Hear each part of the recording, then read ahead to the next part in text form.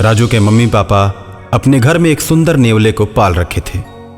राजू हमेशा नेवले के साथ खेला करता था और नेवला भी राजू का बहुत ही अच्छा दोस्त बन गया था। राजू घर से बाहर जाता तो नेवला भी उसके साथ चला जाता था। राजू के घर के पास एक पीपल का बड़ा सा पेड़ था जिसके नीचे एक विषैला सांप रहता था। सांप बड़ा ही बदमाश था, आते जाते लोगों को काट दिया करता था। उसके काटने से लोगों के शरीर में जहर फैल जाता था और लोग मर जाते थे। और इस तरह उस सांप ने उस रास्ते पर आतंक का माहौल पैदा कर रखा था। लोगों ने राहगीरों को बचाने के लिए पेड़ पर एक तख्ती लिखकर टांग दी थी और उस तख्ती में लिखा था, कृपया सांप से सावधान रहें। आसपास के लोग सांप के डर से हाथ में डंडे लेकर जाया करते थे। एक दिन सांप चुपके से राजू के घर में घुस जाता है। रात के 11 बजे राजू अपने कमरे में सोया था और उसके मम्मी पापा दूसरे कमरे में। नेवला राजू के साथ सोया था। नेवला रात में भी हमेशा चौकन्ना रहता था। सांप राजू के कमरे में घुस जाता है और जैसे ही राजू को काटने की कोशिश करता है, नेवला सांप की गर्दन को पकड़ लेता है। दोनों में भीषण लड़ाई होती है और अंत में नेवला सांप को मार देता है। सांप का खून घर के दरवाजे से बाहर की ओर आने लगता है। राजू दरवाजा बंद करके सोया है। उसके मम्मी पापा दरवाजे के बाहर खून देखते हैं तो सोच में पड़ जाते हैं। उन्हें लगता है कि राजू को किसी ने मार दिया। वो लोग दरवाजे को पीटते हैं, लेकिन गहरी नींद में सोया राजू जग नहीं पाता। नेवला किसी तरह दरवाजे को खोलता है और बाहर आता है। राजू के मम्मी पापा मन में ये सोचते हैं कि नेवले ने ही मेरे बच्चे को मार दिया। इस तरह का विचार आते ही वे दोनों नेवले को पीट पीट कर मार देते हैं। नेवला वहीं तड़प कर दम तोड़ देता है। नेवले की कराह और मम्मी पापा के चिल्लाने की आवाज सुनकर राजू जग जाता है और अपनी मां से बोलता है, मम्मी सुबह सुबह क्यों चिल्ला रही हो? क्या हो गया? राजू की मम्मी उसकी आवाज सुनकर अवाक रह जाती है। उसको अपने गोद में उठाकर उसका माथा चूम लेती है। राजू के पापा भी कमरे में प्रवेश करते हैं। कमरे की लाइट ऑन करते हैं तो देखते हैं कि वहां पर सांप मरा पड़ा है और उसका खून दरवाजे के बाहर तक आया है। शालिनी, देखो ना, इधर सांप मरा पड़ा है। अरे ये तो बहुत ही विषैला सांप लग रहा है। मम्मी, मेरा नेवला कहाँ है? मैं रात को जब सोया तो ये सांप मुझे काटने के लिए आया था। नेवला भैया ने सांप को पकड़ लिया और दोनों में खूब लड़ाई हुई। मैं तो डर की वजह से सो गया, लेकिन नेवला भैया ने सांप को मार दिया और मुझे गोद में लेकर सो गए। राजू की बात को सुनकर उसके मम्मी पापा दंग रह जाते हैं और मन में सोचते हैं कि हम लोगों ने बहुत बड़ी गलती कर दी। जिसने मेरे बच्चे की जान बचाई, हमने उसी की हत्या कर दी। और मरे हुए नेवले को देखकर राजू रोने लगता है। किसने मारा मेरे दोस्त नेवले को? किसने मारा?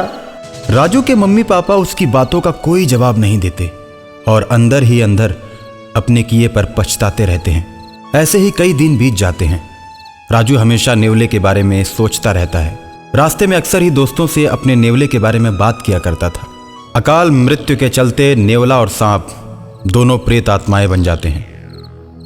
नेवले की आत्मा हमेशा राजू के इर्द गिर्द घूमती रहती है और एक दिन रात को राजू के पास नेवले की आत्मा प्रकट होती है और राजू से कहती है, तुम्हारे मम्मी पापा ने मुझे पीट पीट कर मार डाला। इस बात का मुझे बड़ा ही दुख है।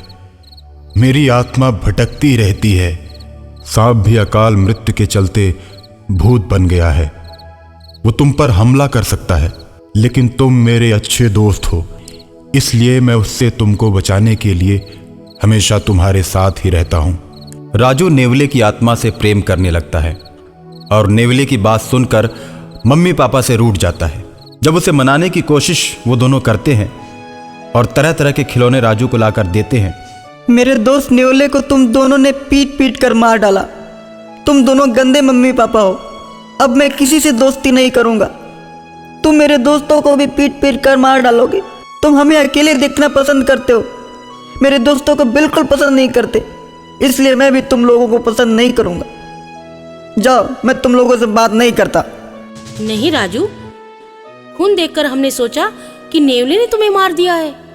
इस भूल में हमने गलती कर दी। नहीं राजू, मम्मी पापा को ऐसा नहीं बोलते। मैं भी जानता हूं कि तुम्हारे मम्मी पापा ने बचपन से मुझे अपने बच्चे की तरह रखा था। अनजाने में मैं मारा गया। मेरी आत्मा हमेशा तुम लोगों के साथ रहेगी। जब भी तुम्हारे ऊपर संकट आएगा, मैं तुम लोगों की मदद करता रहूंगा। और अचानक एक दिन सांप का भूत राजू को मारने के लिए आता है। राजू को अपनी पूंछ में लपेटकर हवा में उड़ जाता है। राजू मदद के लिए अपने दोस्त नेवले को याद करता है। सांप जैसे ही राजू को ऊपर ले जाकर पटकना चाहता है, नेवला वहां पहुंच जाता है और राजू को सांप के चंगुल से छुड़ा लेता है। सांप नेवले पर टूट पड़ता है। सांप नेवले को पकड़कर उसे पेड़ के पास ले जाता है जहां वो रहता था। अब तो मेरा जहर और भी तेज हो गया है। देखता हो मेरे जहर से तुम लोगों को कैसे बचाते हो। इतना कहकर सांप गायब हो जाता है और बहुत से लोगों को काटकर उन्हें मौत के घाट उतार देता है। लोगों को परेशान देखकर एक तांत्रिक बाबा आते हैं और कहते हैं, एक सांप भूत बन चुका है, वही लोगों को मार रहा है। बाबा, हमें उस सांप के प्रकोप से बचाइए, नहीं तो वो हम सबको मार देगा। तुम लोग परेशान मत हो। ऐसा कहकर तांत्रिक बाबा बीन बजाने लगते हैं। बीन की आवाज सुनते ही सांप की आत्मा मदमस्त होकर तांत्रिक बाबा के पास चली आती है और तांत्रिक बाबा बोतल का ढक्कन खोलकर सदा के लिए उसकी आत्मा को उसी में कैद कर लेते हैं और शहर को सदा के लिए सांप के भय से मुक्त कर देते हैं।